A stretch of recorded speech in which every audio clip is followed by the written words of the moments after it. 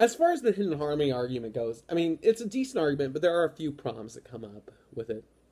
One of the first problems I always have with it is that I feel like you know, there are certain times um, when you can talk about how the good that comes about from pain and how you learn from it is all fine and good, unless you're really experiencing pain in a very significant way. You know, to a certain degree, I think, you know, we can go, oh, well, I feel like I appreciate my health more when I'm sick. Okay, but suppose you get cancer and die. Where's your chance to learn from that? And you can say, well, but other people will learn from it. Well, that's nice, but do you want to be the martyr for other people to learn from? That's where the question lies. And I mean, you know, I suppose some people would be okay with that, but at the same time, you know, if you have experienced death or you've experienced great pain because of something, some evil or some suffering, then you are not actually getting the same benefit that other people. You are not benefiting. Other people might, but you aren't. You know, one of the other problems, like, is my what was I say? The when I was I remember, like, at times, like, there's one of the versions of the hidden harmony is what we call the best of all possible worlds. And the best of all possible worlds comes from a philosopher named Leibniz, and Leibniz basically suggests that, you know, if all the worlds that existed, if you took, you know, our world and you remove some of the evil from it, some suffering, some pain, some horrible act that happened, that the world would not be as good. That we need, that God is, you know, basically assuring that this is the best possible world. That's what makes God good. Even though we see the pain and suffering, the reality is if there was any less pain and suffering, the world would not nearly be as good as if there had not been pain and suffering. Why? Because God says, you know what? I'm going to go ahead and let this person get sick and die of cancer. And that's going to teach other people to appreciate. Or maybe this person is just a really bad person and it will save them from hurting other people.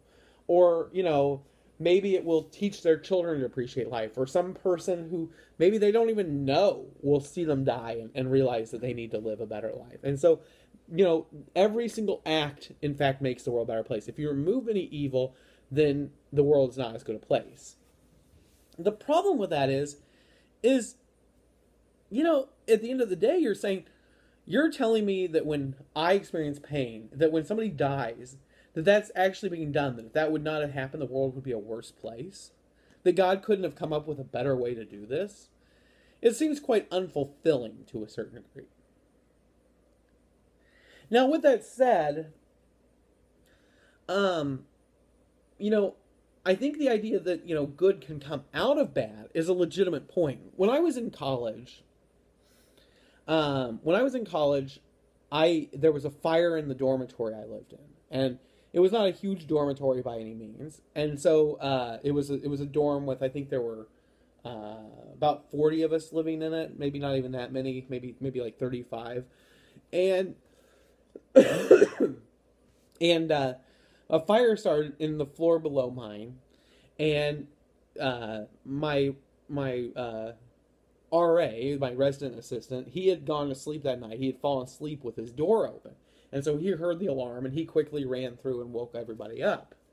And so I came out, and the place was filled with smoke, and got out. But one guy who lived there was a guy named Joel. Joel Pierce was his name. And he, when he woke up, and they think maybe they were knocking on the door, or maybe heard his neighbors yelling who were trying to get out, but the fire was in sort of this living room, and his bedroom was at the end of the hall where the living room went in.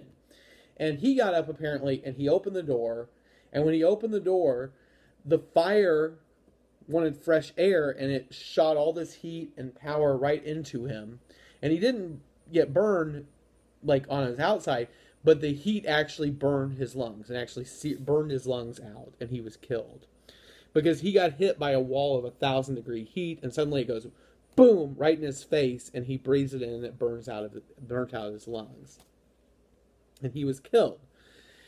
And so